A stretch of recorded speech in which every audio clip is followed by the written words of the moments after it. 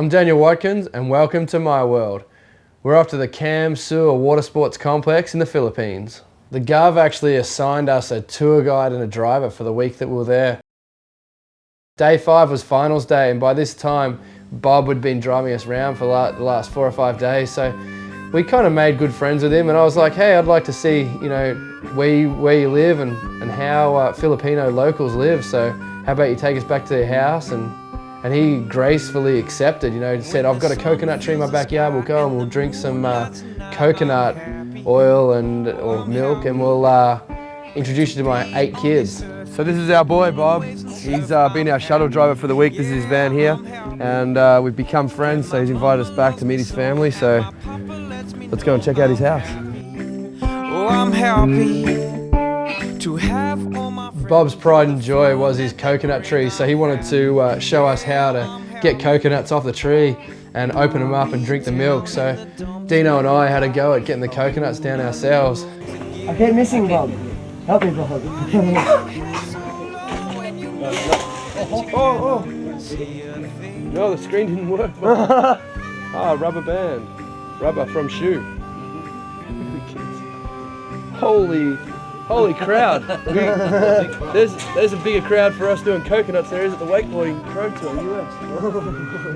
US. Within about 2 minutes we had all 8 Bob's kids, but we had probably 30 neighbourhood kids all just hanging out with us. So it was a fun experience, and they were all talking their local language, and I was saying to Bob, what are they talking about?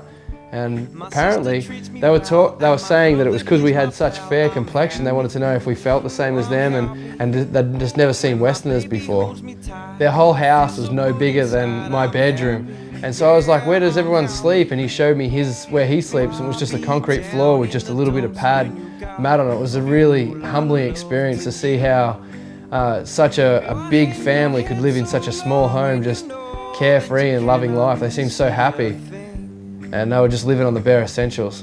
I could have stayed there all day, just hanging out there and just seeing how happy everybody was, and just seeing how, it's a completely different world compared to what we live in. But the contest was on, we checked our watches, we had to get out of there, so quick high five to all the kids, and it was back to CWC. When we returned to CWC, I got chatting with the Gov, and he was telling me about all these cool islands in the area, and suggested we take a ride in his chopper and go and check it out. So, of course, who was I to say no? So I grabbed JD Webb, we were straight in the helicopter and off to go and check out the islands. We flew over a whole bunch of different islands, but the one the helicopter pilot really wanted to show us was the one that was shaped in the shape of a V, with these big old limestone rocks at the end of it, and he said that was the Gov's Island because his last name's Villaferte, and that had the big white sandy beach V. So, that was definitely the highlight of our trip. He really wanted to show us that. Wow, the Philippines is really a crazy place. We've been this morning from complete poverty with our bus driver and checking out his house with his 10 people that live in like this little 2-bedroom thing, to flying around in private choppers, just checking out probably some of the coolest landscape ever. So we got to touch down on 2 little islands while we were there. We didn't have much time, so it was only a quick 5-minute stop, check it out, and then back to the site for the finals.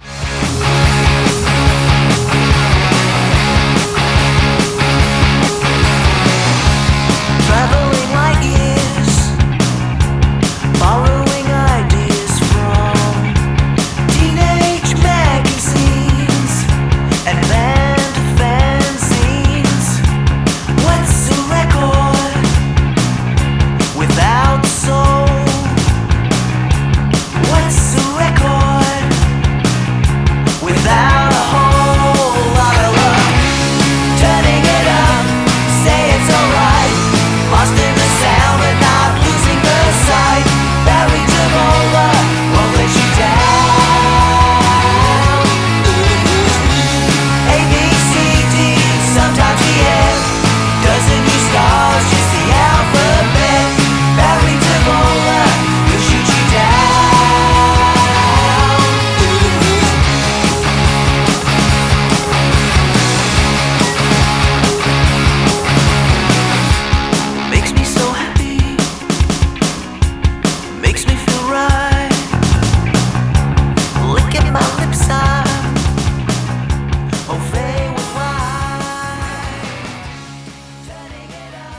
So that was a wrap from the Philippines. It was awesome to be able to spend a whole week there and be able to really check out the place and feel like we know what it was all about. Seeing the lows of the poverty-stricken areas of the Philippines to the highs of riding in private choppers and seeing this world-class cable park and getting to ride there. And I had a good time, and it's back to the US now, and it was just cool to be able to do that and spend it with the friends that I was there with and have a good time, and I guess that's my world.